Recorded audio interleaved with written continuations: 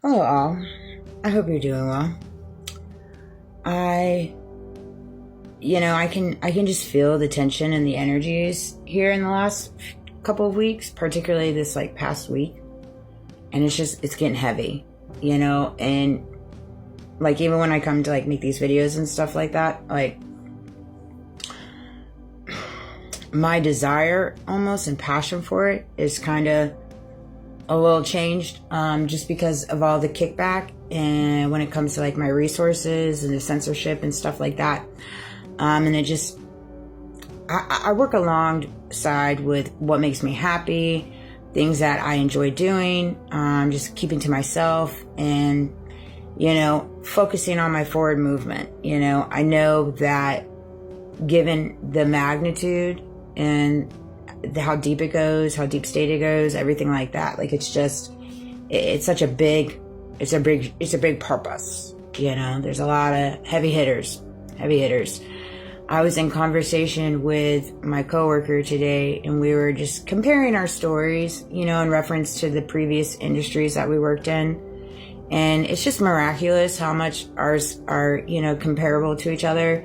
And it's crazy to me because in the conversation, I piece together another nugget and I go to look at my phone for evidence, and yet again, it's missing along with all the other stuff, and it's just, this is how deep it goes. So many people talk about my reputation and this and that, but if you're not worried anything, why are you taking things off my phone? Inquiring minds would like to know. If you're one of those people that open mail that's not addressed to you, and I had proof of it, said people that I used to work for, these are the people that I work for. They open mail. And that's a governmental criminal activity, but that doesn't matter to them. That's not how they operate, and it really was a perspective change for me too around that scenario, because I'm like, wow, this is somebody that I work alongside the office, and here they are opening, businesses mail that's not theirs or addressed to them. That's absolutely bonkers to me. And so, who you were. Yeah. Right. And so that said, entitlement, the spirit of owed riches, this is all they run on is entitlement. Straight up, no chaser. All right. Entitlement is a belief that prosperity is a right without responsibility. It twists blessings into possessions and stewardship into ownership. Spiritually, entitlement disconnects people from gratitude. They don't walk in gratitude. They walk in entitlement. That's why they judge. It's amazing to me how many faithful, devout, religious people that I meet and I come in contact with that are the most judgmental people in the world, and they never want to accept responsibility. It's always somebody else's fault, not the fact that you didn't provide proper instructions. No, let's just go ahead and bash people and talk down about them because they don't know what you know. It's their problem that they don't know what you know. Interesting concept there. And so it's just it's not their job to know what you know, just like it's not your job to know what they know. But if you send people on jobs, you send people on tasks, you give people responsibilities, you have to be very detailed. You just do. I learned that from raising my son.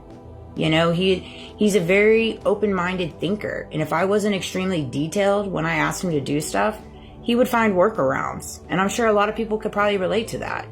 And so it just was adopted in me to start doing that with him. Not to mention when I handled all the maintenance, I had to be very detailed when I needed them to do specific jobs and specific orders and this and that.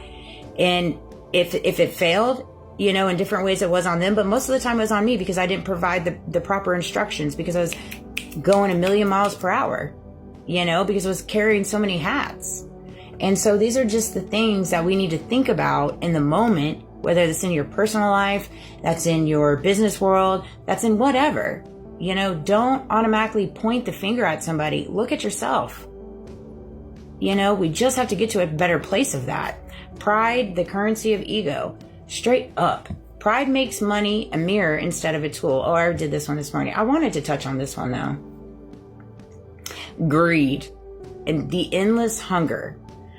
Greed is the ultimate distortion, the void that can't be filled. It feeds accumulation without satisfaction. Spiritually, greed is fear disguised as ambition. Exactly. Greed is literally disguised as ambition chasing the bag. You know, fear is not having enough, fear of losing status, fear of being powerless. That is all greed is it runs on power. It runs on ego. It runs on pride. It runs on status quo. It runs on entitlement.